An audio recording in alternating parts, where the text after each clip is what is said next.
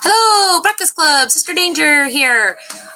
Look, I figured out how to do the snappy thumbnail on a live stream. I'm so proud of myself right now.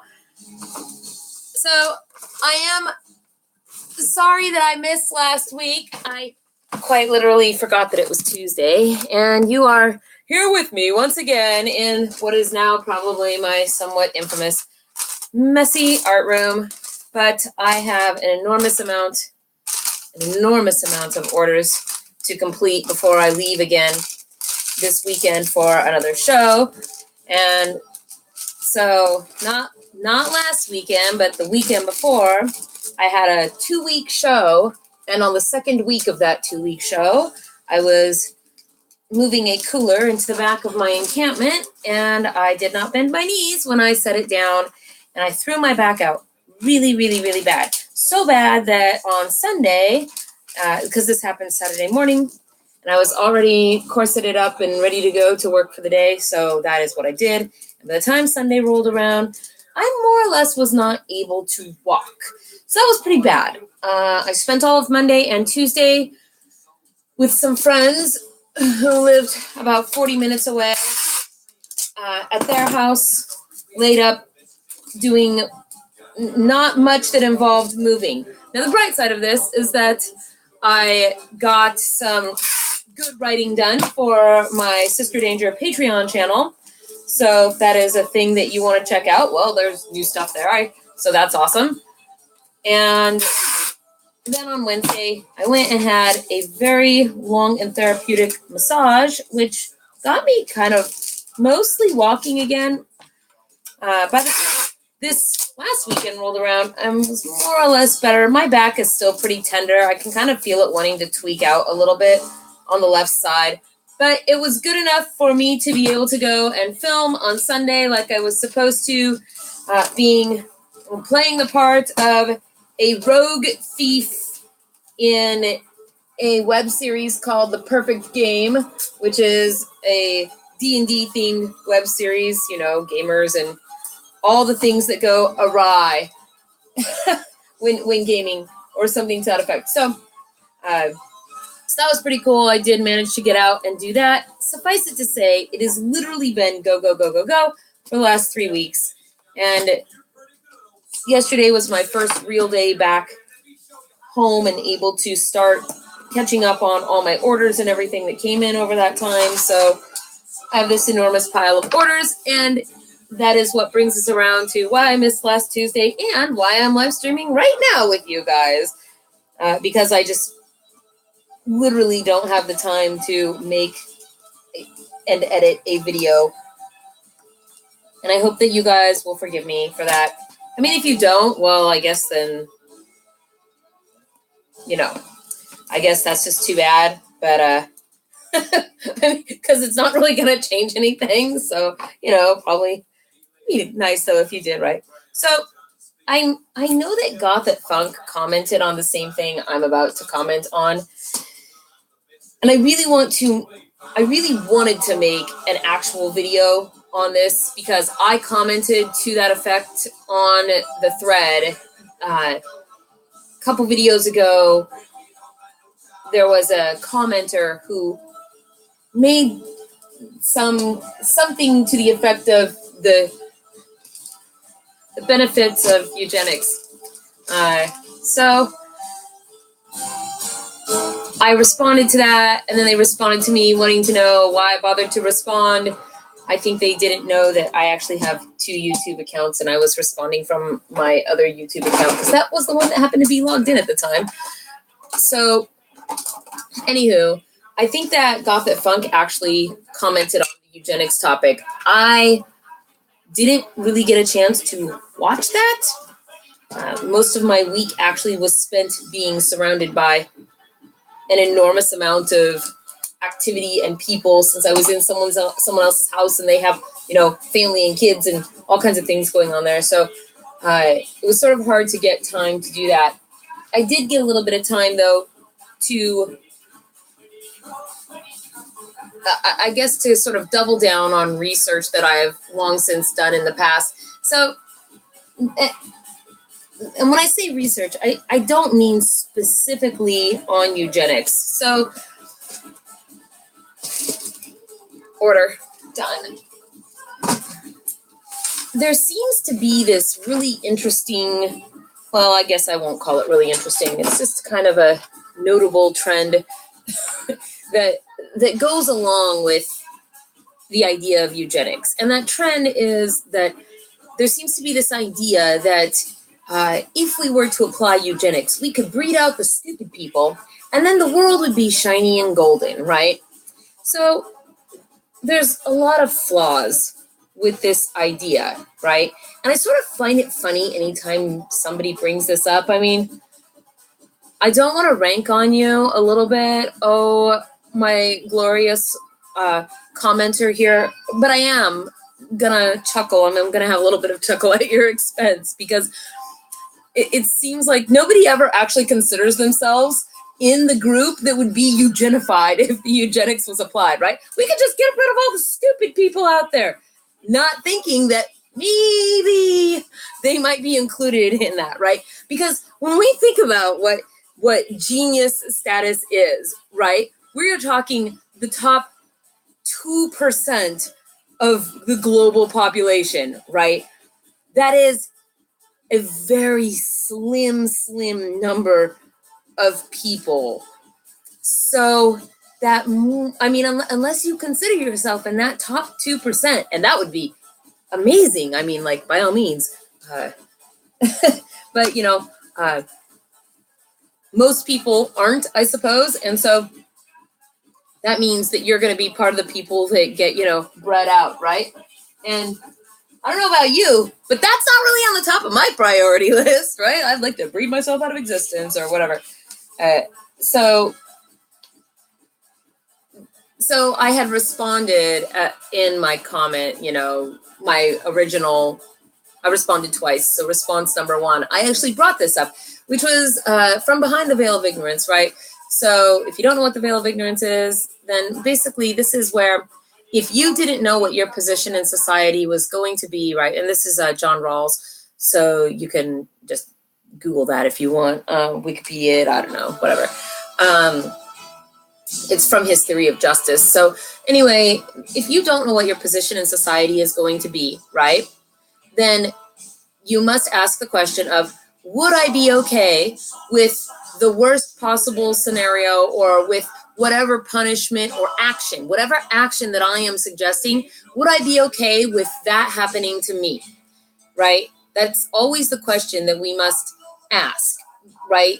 When we're thinking about, say, making rules and laws and policies, right? If it's meant to affect a demographic of people, you have to ask yourself, well, would I be okay with being affected in this way by whatever it is that I want to institute, right? And thereby we can kind of gain some idea of just how just our thoughts are on that. So that's kind of number 1, right? Like when the second eugenics comes out of someone's mouth, it's like my immediate thought is, are you willing to just go ahead and remove yourself from the gene pool to help us all out, right? And save time? Because, probably that's going to mean you.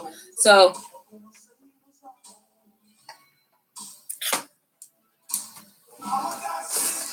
the second thing, right, is, again,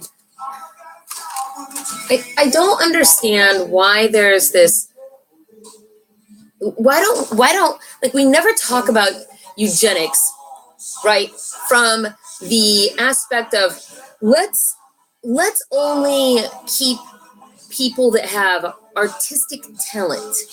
It always, whenever I see this crop up online, right, it's always about saving the intelligent people, right? So not only, I mean, what do we have?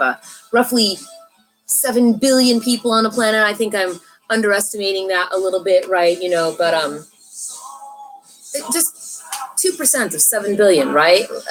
I don't even know if, I mean, yeah, yes, never mind. That was an incomplete thought. So anyway, it's not that many people, and it probably, isn't going to include you. But where does this idea come from that smart is the thing that we want to preserve, right? And where does this idea come from that if it was only the smart people that were around, all these bad things about society would, I don't know, magically evaporate, right? There is no correlation between people and heightened intelligence and then like a utopia of, I don't know, nonviolence and discovery and advancement, right?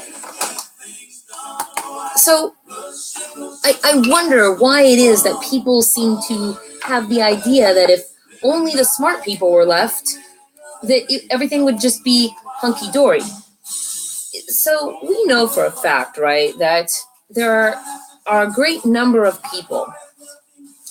So people that are in very specialized advanced professions. So surgeons, psych doctors, anybody that cuts people up and gets paid for it for a living, people that, morticians,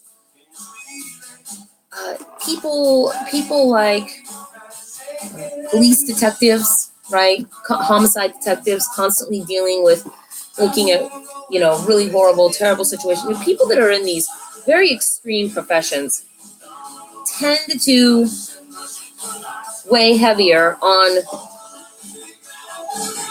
the end of the pathology scale. And we don't pay them much mind, right? Everybody's like, oh, this person's a sociopath, blah, blah, blah, blah.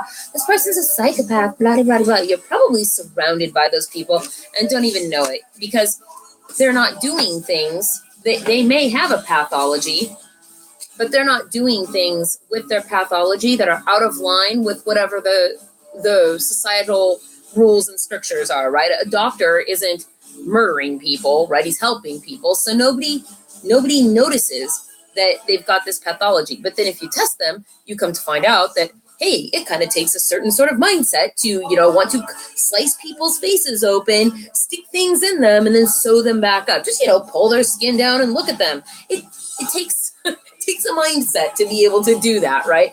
So when I think about this, I think about those professions, and this is true of CEOs as well. Like those professions are usually occupied by people that we would also consider highly intelligent people, right? So if we're thinking about some sort of attributes of eugenics, right? The same people that occupy these types of professions are the same people from which we have this slice that, for whatever reason, they somehow don't integrate with society. Their genius and their path takes them outside of what is normal in society, and they effect great atrocities on my kitty's man. They effect, on human society, right? Okay. So I don't think that anybody would look at some of the worst dictators and biggest murderers of just millions of people, right, throughout the course of history, and go, yeah, but that guy was a moron, right? By and large, the people that can affect this huge amount of travesty are really, really intelligent. So I'm not real sure where this idea comes from that it's so great to have only intelligent people around, right? And I'm not terribly convinced that by somehow trying to enhance intelligence, it disproportionately to the other attributes of human nature, having to do with our mirror neurons and empathy and all of those things. I'm not convinced that if we somehow decide to exploit our intelligence, which is a thing, by the way, that we can't even really do. So, but I'll get to that in a minute. Just that doing this isn't going to suddenly make everything better. There's no reason to believe that it's not going to make people become pathological in a way that the normal segment of society could never understand. There's no reason to believe that it will not have the effect of absolutely obliterating any empathy from people, or that anything good will come from it. We don't know that if we, tamper with whatever might affect intelligence, that we're not then also giving people, I was talking about this with a friend, said, well, how do we know that if we do this, we're not going to have this inadvertent effect of suddenly giving everybody allergies, right? I mean, we don't know what will happen because we obviously are not that advanced in science. And we certainly can't tell what the results of this would be way, way down the line. And so I'm really sorry, by the way, if I'm repeating some of the things that Gothic Funk said, because I don't know exactly what he said. So the last little bit here, though, that really just kind of gets to me is, so I'm fascinated by intelligence. Oh boy. Not particularly eugenics, but genius. I'm fascinated by genius. Excuse me. And what causes genius, what causes intelligence in general, right? So I've done some reading on it on my own prior to this, just for other reasons. Oh man. My cat is getting tangled in all my things. And one of the things that, so our smarts are, at best, we attribute them, current modern science attributes roughly 50% of our IQ as we kind of modernly measure it, even though it is very acknowledged to be a field that is has a lot of room and a lot of really debatable attributes to it. So roughly 50% of our intelligence is considered to come from genetics. And the other 50% is largely attributed to our environment. So I'm going to break this down just a little bit, because that 50% that is attributed to our genetics is not by any stretch of the imagination and these couple of genes, and if we just tweak them, then suddenly everybody is a 280-point genius, right? In fact, it's quite the opposite. It's that there are lots of single genes that seem to contribute to various attributes of what we use to measure intelligence. So you have things that contribute to your ability to spatially imagine things, and you have genes that contribute to your ability to analyze and process, to adapt to new information, to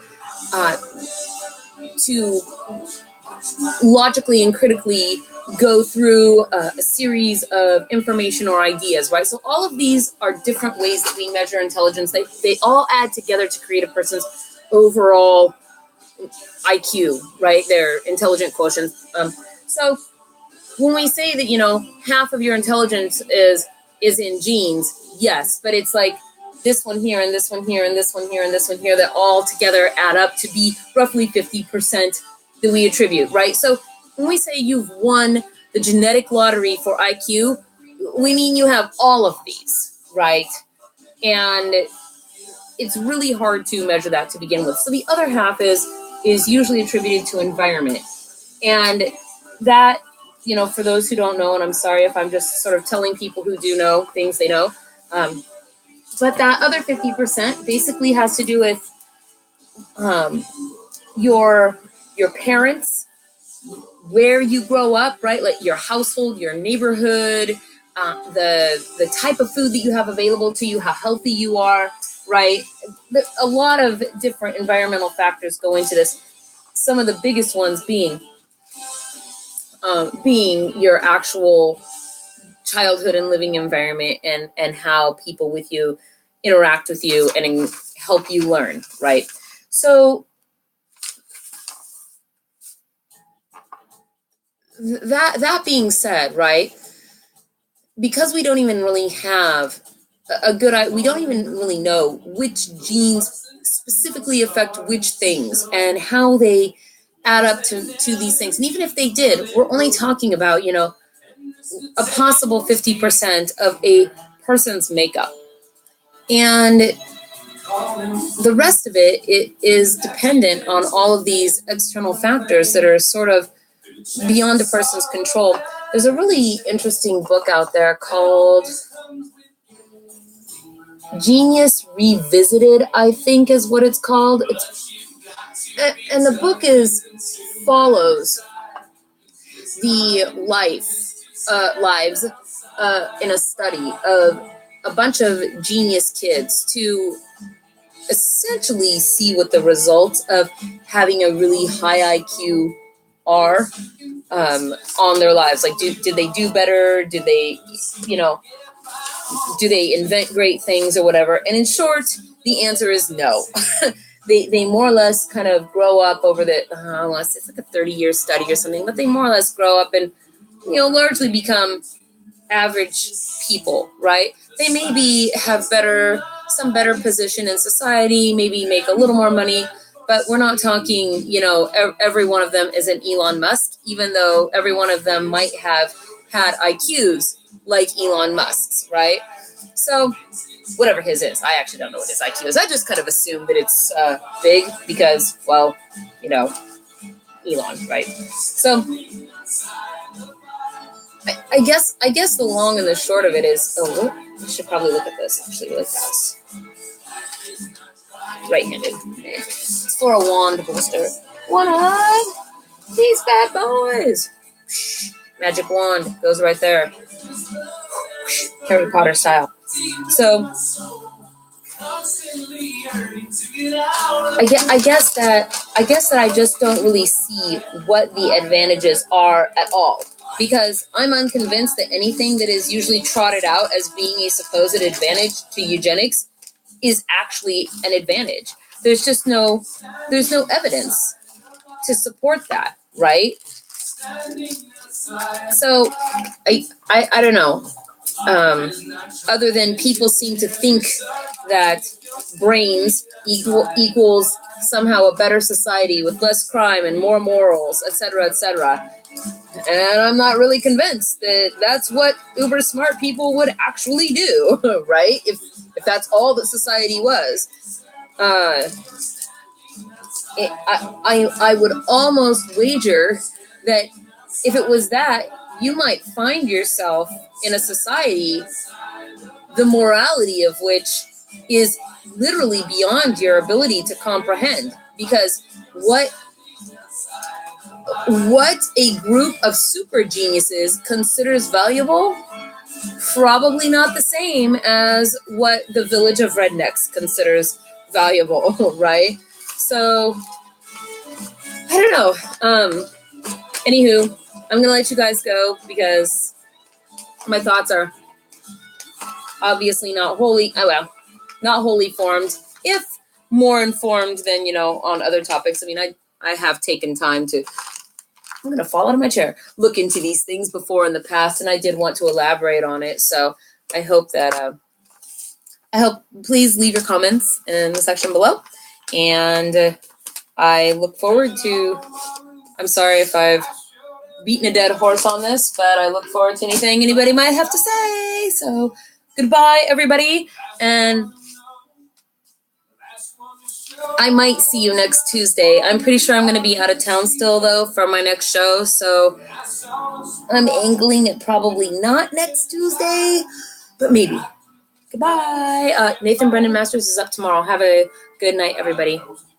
Said, honey, we may be through. You'll never hear me complain, 'cause I got friends in low places. We stand round in the